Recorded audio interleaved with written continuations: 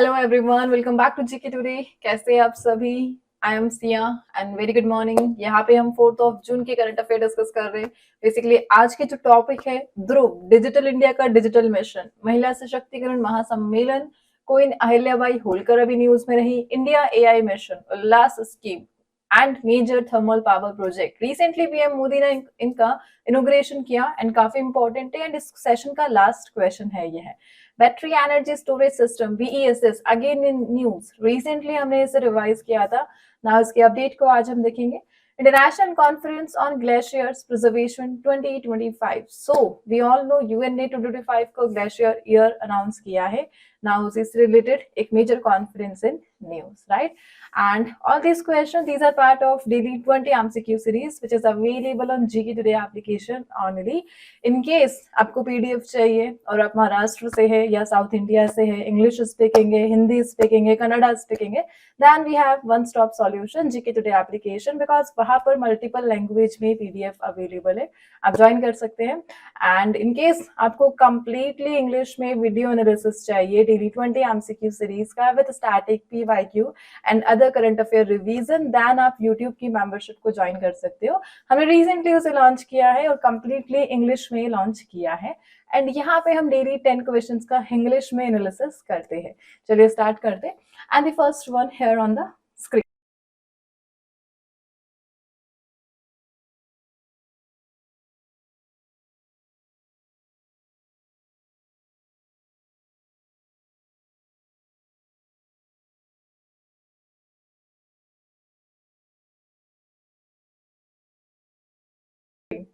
What is the name of a scheme launched to enhance the connection between the telecom sector and citizens of India? So, India के जो citizens हैं and telecom sector है, उनके between connection को enhance करने के लिए एक स्कीम को लॉन्च किया गया recently and that scheme is option number A, संचार मित्र स्कीम। किस मिनिस्ट्री ने इसे लॉन्च किया है? कौन से कैबिनेट मिनिस्टर इससे एसोसिएटेड है?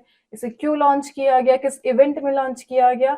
यह सब हम यहाँ पे डिस्कस कर रहे हैं। First of all, union ministry of communication के तहत इस स्कीम को लॉन्च किया गया। बेसिकली इसके लिए जो कैबिनेट मिनिस्टर है दैट इज ज्योतिरादित्य सिंधिया, इन्होंने ही इस स्कीम के जो रिन्यू वर्जन है उसको रिसेंटली इनोग्रेट किया। सो ये स्कीम ऑलरेडी लॉन्च हो चुकी है, लेकिन इसका जो अपग्रेडेड वर्जन है उसको अभी recently union minister Jyotiraditya Scindia ने लॉन्च किया, the minister of communication, right?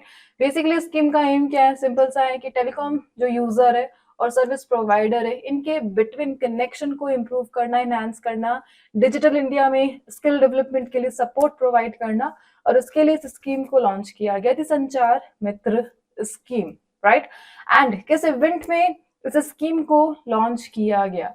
Recently हमने डिस्कस किया था कि यूनियन मिनिस्टर ने एक थीम को अनाउंस किया था and that is for the IMC 2025 India mobile Congress, जो अक्टूबर 2025 में होने जा रही है।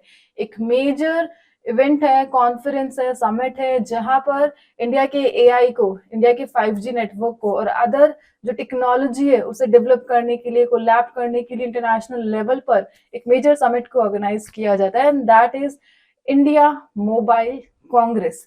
सो इंडिया मोबाइल कांग्रेस की थीम को रिसेंटली लॉन्च किया गया था and that is innovate to transform. Same union minister of communication and development ने ही इसे लॉन्च किया था, ज्योतिरादित्य सिंधिया ने, और इस इवेंट में इन्होंने इस स्कीम को लॉन्च किया था, संचार मित्र स्कीम रिवैम्प किया गया बेसिकली एंड दैट्स व्हाई यह दोनों न्यूज में रहे। थीम आप ध्यान रख लेना, स्कीम ध्यान रख लेना। स्कीम किस सेक्टर से एसोसिएटेड है? टेलीकॉम सेक्टर से एसोसिएटेड है। नाउ इंडिया में टेलीकॉम सर्विस कौन सी बॉडी प्रोवाइड करती है, बता सकते हैं? And that body is the TRAI, Telecom Regulatory Authority of India।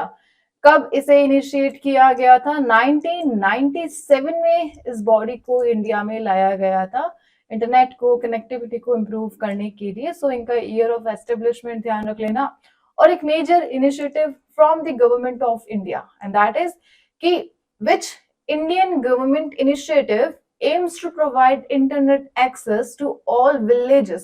So सारे villages में हम इंटरनेट दे रहे हैं, लेकिन किस इनिशिएटिव के तहत, and that initiative is Bharat net. So Bharat net one stop solution, हर एक विलेज में इंटरनेट, इसी की हेल्प से इंडियन गवर्नमेंट पहुंचा रही है।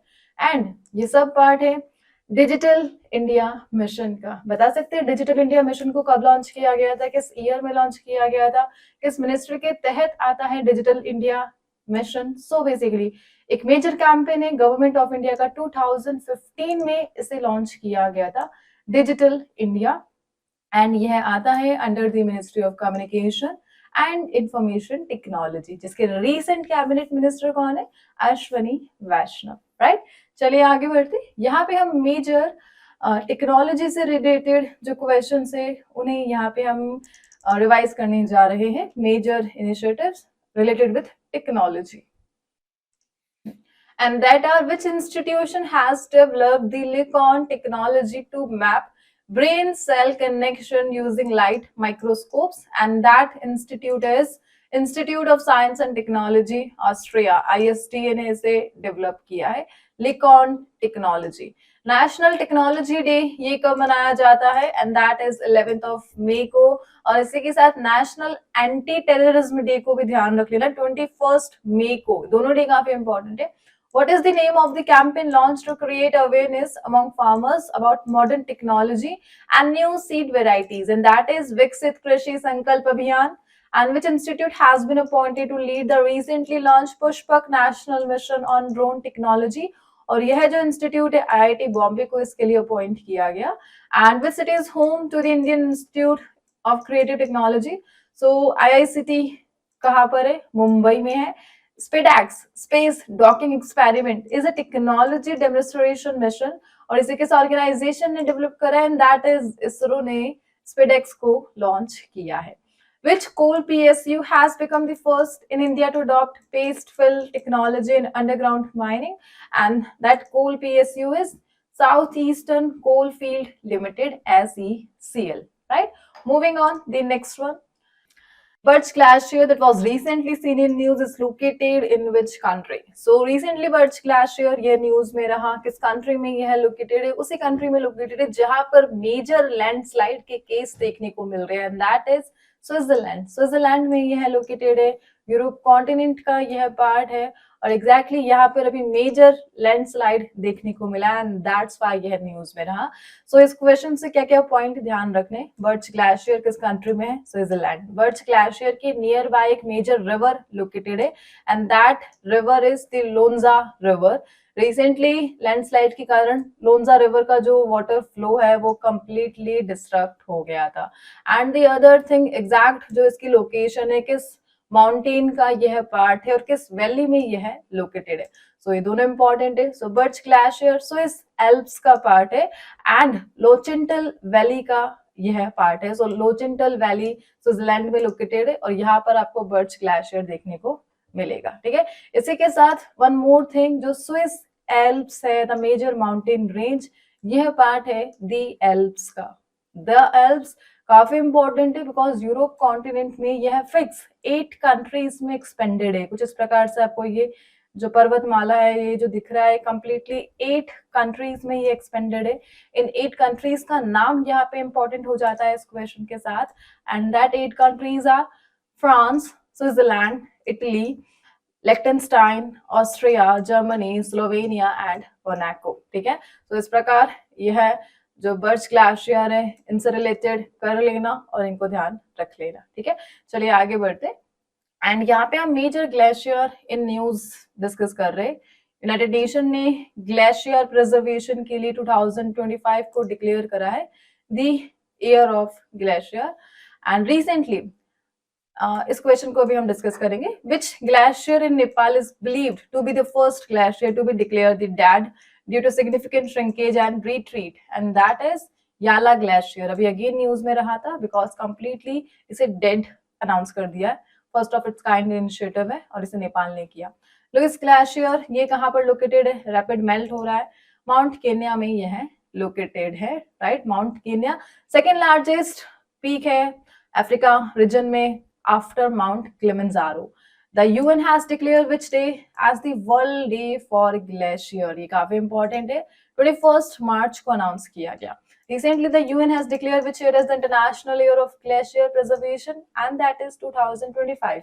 याला ग्लेशियर नेपाल में है, सियाचिन ग्लेशियर जिससे ऑपरेशन मेघदूत एसोसिएटेड है, और यह माउंटेन रेंज कौन सी माउंटेन रेंज से रिलेटेड है, and that is Karakoram range. Now आपको मुझे बताना है कि ऑपरेशन मेघदूत किस ईयर में लॉन्च किया गया था, the question of the day.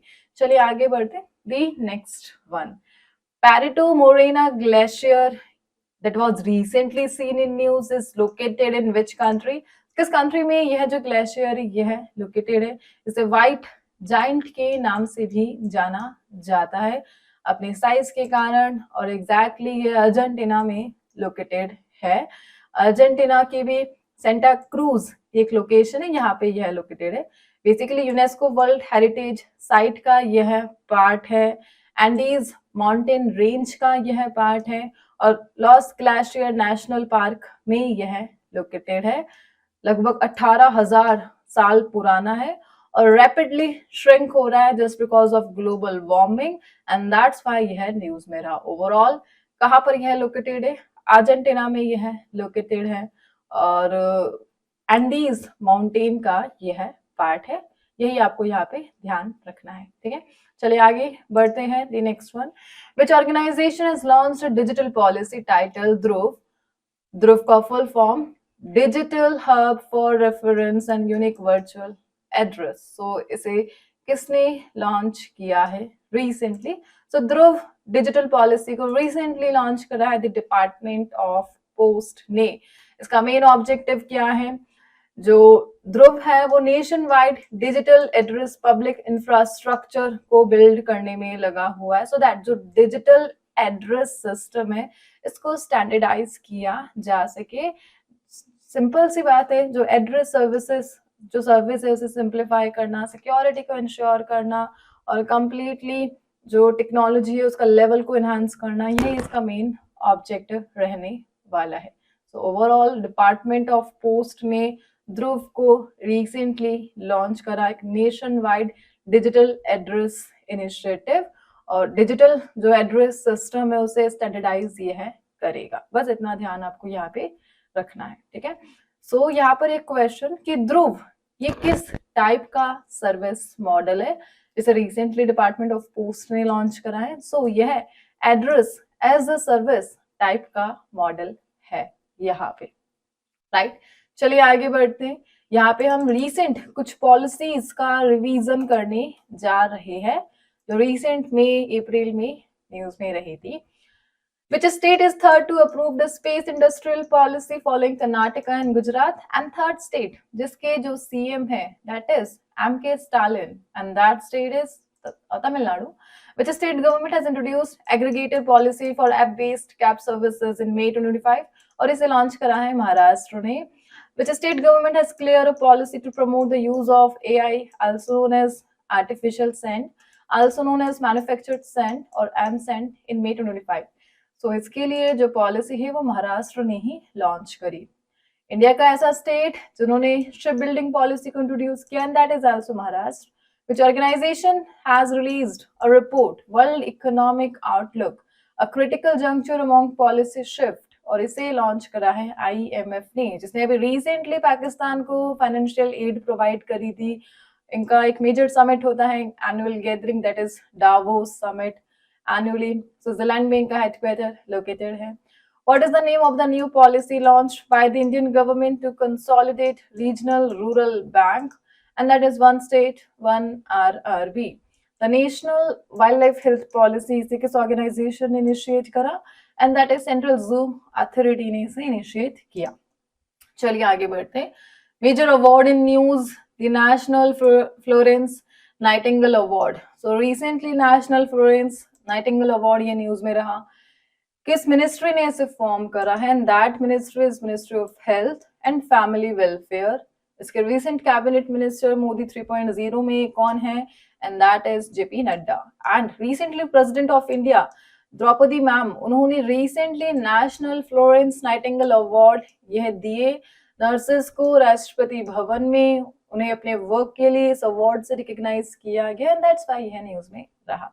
यहाँ पे आपको ध्यान रखना है 2025 में जो नर्सेज डे था, द इंटरनेशनल नर्सेज डे, उसकी थीम क्या रही, लास्ट ईयर की थीम क्या रही, इस अवार्ड को क्यों फॉर्म किया गया, किस मिनिस्ट्री ने फॉर्म किया, कब से इसे इनिशिएट किया गया, ये क्वेश्चन हम यहाँ पे डिस्कस कर रहे हैं, इनका answer.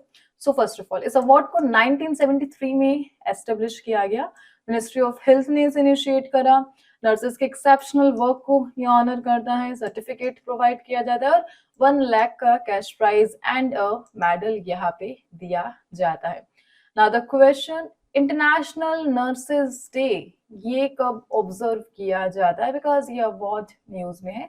Every year 12th May, that is international nurses day. 2025 की थीम क्या रही, that is our nurses, our future, caring for nurses strengthens economies. So यह रही 2025 की थीम। एंड लास्ट जो ईयर था उसकी भी थीम ध्यान रख लेना, our nurse, our future, the economic power of care, ये लास्ट ईयर की थीम रही थी, the international nurses day. Now ये जो अवार्ड है किन्हें ऑनर करने के लिए एस्टेब्लिश किया गया, जिनके नाम पर यह अवार्ड रखा गया, दैट इज फ्लोरेंस नाइटिंगेल। यह बेसिकली इटली से रिलेटेड है, इनका मेजर जो रोल रहा वो रिलेटेड है क्राइमियन वॉर से। क्राइमियन वॉर उन वॉर में से एक है जिसके कारण रशिया का जो इन्फ्लुएंस है वो यूरोप में एनहांस हुआ था, और इस वॉर में जो आर्मी थी उन्हें मेडिकल ट्रीटमेंट देने के लिए जो फ्लोरेंस नाइटिंगेल है इनका मेजर रोल रहा था, एंड दैट्स व्हाई यह इन्हीं को रिकॉग्नाइज करने के लिए इस अवार्ड को इनिशिएट किया गया। इन्हें लेडी विथ द लैंप के नाम से जाना जाता है, क्योंकि उस टाइम पर रात के अंधेरे में भी लैंप के साथ ये सैनिकों का उपचार कर रही थी। और टर्की को इन्होंने टर्की में क्राइमियन वॉर के दौरान इन्होंने सर्विस प्रोवाइड की थी ओवरऑल, और इन्हीं को ऑनर करने के लिए नाइटिंगेल अवार्ड को इनिशिएट किया गया। ठीक है, सो बेसिकली यह इटली से एसोसिएटेड थी एंड इन्हें कहा जाता था lady with the lamp. Hope ये क्वेश्चन आपको क्लियर है। Moving on, the next one. Which country is the host of International Conference on Glacier Preservation 2025? So, major conference in news, the International Year of Glacier Preservation. ये कहाँ पे हुआ, किसने इसे organise किया, and the location is Tajikistan. Tajikistan में यहाँ पर international conference on glacier preservation को रिसेंटली यूनाइटेड नेशन ने होस्ट किया। ठीक है, बेसिकली ये जो समिट है ये फोकस करती है कि किस प्रकार जो मेल्टिंग ग्लेशियर है इनको स्टॉप करने के लिए अर्जेंट एक्शन लेने पड़ेंगे। ग्लोबल वार्मिंग पर यह फोकस्ड रही। Overall sustainable development goals and Paris agreement के जितने भी गोल हैं उन्हें कंप्लीट करने के लिए जो डिस्कशन है वो यहाँ पे किया गया, एंड दैट्स व्हाई यह समिट अभी न्यूज में रही। सो मेन 3 जो क्वेश्चन है हम यहाँ पे डिस्कस कर रहे हैं। First one is Tajikistan, the Paris agreement and the SDGs। तो तजाकिस्तान कहाँ पर यह लोकेटेड है, कौन से कॉन्टिनेंट में यह लोकेटेड है, सेंट्रल एशिया में यह लोकेटेड है। सो बेसिकली तजाकिस्तान एक मिडिल ईस्ट नहीं है, सेंट्रल एशियन कंट्री है यह। It is a central Asian country and major land lock country है सेंट्रल एशिया में। कौन कौन सी कंट्री से ये अपनी लैंड बाउंड्री को शेयर करती है? सो मेजर अफगानिस्तान से, चाइना से, उज्बेकिस्तान से यह अपनी जो बाउंड्री है वो शेयर कर रही है। इसकी कैपिटल क्या है, and that is Dushanbe. So Dushanbe is the capital of Tajikistan. इसको ध्यान रख लेना बिकॉज UN की यहाँ पे समिट हुई है, सो कैपिटल इंपॉर्टेंट हो गई है यहाँ पे, राइट। एंड इसी के साथ पेरिस एग्रीमेंट, इसे कब इनिशिएट किया गया था, कौन सी कॉप में इसे इनिशिएट किया था, किस ईयर में इसे अडॉप्ट किया गया था, ये सब यहाँ पे हम डिस्कस कर रहे हैं। सो बेसिकली पेरिस एग्रीमेंट को 2015 में अडॉप्ट किया गया था, और एंड इससे से रिलेटेड जो मेजर कॉप है that is COP 21। Now COP की भी यहाँ पर 3 कैटेगरीज थी। सो कॉप की जो UNFCC कैटेगरी है, the United nation framework convention on climate change, उससे रिलेटेड है दी कॉप 21। और यहाँ पे 12th of December पेरिस में 2015 में द पेरिस एग्रीमेंट को अडॉप्ट किया गया था। And the last one, the sustainable development goal. Basically sustainable development गोल को जो UN की सस्टेनेबल समिट हुई थी उस दौरान अडॉप्ट किया गया था। यूनाइटेड नेशन बेसिकली UNEP ने जो इसकी एग्जीक्यूटिव ऑर्गेनाइजेशन है उन्होंने 17 गोल्स को यहाँ पे सेट किया था और टारगेट ईयर है 2030, ठीक है। और यहाँ पे क्लाइमेट रिलेटेड थिंग हो रही है, सो क्लाइमेट रिलेटेड से जो major sustainable development goal associated है दैट इज SDG 13, ठीक है, ये ध्यान रख लेना। चलिए आगे बढ़ते थे next one. Where was the Mahila Sashaktikiran Mahasammelan event held on the occasion of 300th birth anniversary of Queen Ahilyabai Holkar? So Queen Ahilyabai Holkar, जिन्हें कहा जाता है इंदौर की महारानी, और रिसेंटली इनकी 300th बर्थ एनिवर्सरी पर एक इवेंट को ऑर्गेनाइज किया गया एंड दैट इज महिला सशक्तिकरण महासम्मेलन, और इसे भोपाल में ऑर्गेनाइज किया गया इनकी बर्थ एनिवर्सरी को सेलिब्रेट करने के लिए। पीएम नरेंद्र मोदी ने अटेंड किया था इस समिट को, दैट्स व्हाई यह न्यूज में रहा। Basically queen Ahilyabai Holkar Maratha kingdom से एसोसिएटेड थी और एग्जैक्टली जो मालवा रीजन था यहाँ पर इनका रूल रहा था 1767 से 1795 तक। और इनके कुछ उपनाम हैं, उपनाम आप ध्यान रख लीजिएगा। इन्हें कहा जाता है पुण्य श्लोक। पुण्य श्लोक किस क्वीन को कहा जाता है? क्वीन अहिल्याबाई होलकर को कहा जाता है। ब्रिटिश हिस्टोरियन ने इन्हें एक नाम दिया and that is the philosopher queen. So the philosopher queen of India and that is the queen Ahilyabai Holkar, और जॉन कीज ने इन्हें यह टाइटल दिया था। ओवरऑल इंदौर की रानी यह रही और एक मेजर टेम्पल इन्होंने रिनोवेट किया था अपने टाइम पर। इंडिया के जो मेजर टेम्पल्स थे उनको रिन्यू करवाया था इन्होंने और यही इनका मेजर रोल रहा था। काशी विश्वनाथ टेम्पल को रिनोवेट किसने कराया? 1718 में, and that is queen Ahilyabai Holkar, right.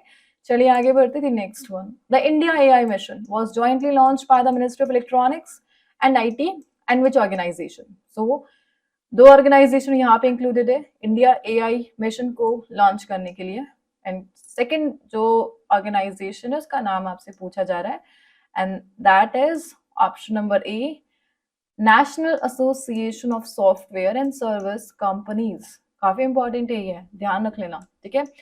इन दोनों ने मिलकर जो द इंडिया AI मिशन है इसे लॉन्च किया एंड रिसेंटली दोनों ऑर्गेनाइजेशन ने इंडिया से 3 स्टार्टअप्स को सिलेक्ट करा है इंडिया का जो फाउंडेशन मॉडल है under the India AI mission उसे क्रिएट करने के लिए।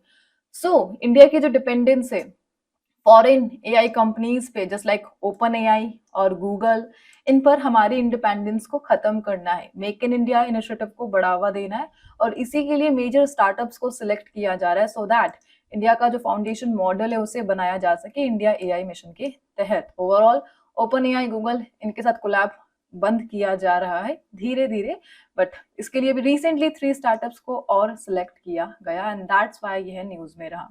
कौन कौन से ये 3 स्टार्टअप रहे? सो सॉकेट AI, गान AI एंड गनानी AI। इससे पहले सर्वम AI को भी जो इंडियन गवर्नमेंट है इन्होंने सिलेक्ट किया था इंडिया के फाउंडेशन मॉडल के लिए और the India AI mission and that's why यह न्यूज में रहा। और जो मेजर कोलैब एजेंसी है कौन सी है? Ministry of IT and the national association of software and service companies. चलिए आगे बढ़ते थे next one. Which state has become India's second fully literate state under Ullas scheme? And second fully literate state यहाँ पे हम discuss कर रहे हैं that is Goa. Ullas scheme के तहत गोवा को recently second fully literate state announce किया गया। पहला कौन सा था? नॉर्थ ईस्ट का मिजोरम। अभी हमने रिसेंटली डिस्कस किया था मिजोरम में जो लिटरेसी रेट है वो 98 पॉइंट सम से अप रही इस बार और Mizoram first fully literate state category में रहा उल्लास स्कीम के तहत। उल्लास के तहत इस मेजर अचीवमेंट को अचीव किया गया। ओवरऑल उल्लास स्कीम को ध्यान रख लेना, इसका फुल फॉर्म क्या है?